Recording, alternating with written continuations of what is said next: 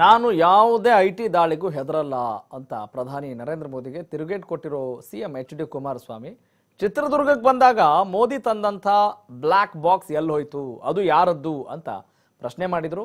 ಮೋದಿಯಿಂದ ನಾನು ನೀತಿ ಪಾಠ ಕಲಿಯೋ ಅಗತ್ಯ ಇಲ್ಲ, ನಾನೇನು ಗೋದ್ರಾ ಹತ್ಯಾಕಾಂಡ ಮಾಡಿಲ್ಲ ಅಂತ ಟಾಂಗ್ ಕೊಟ್ಟಿದ್ದಾರೆ.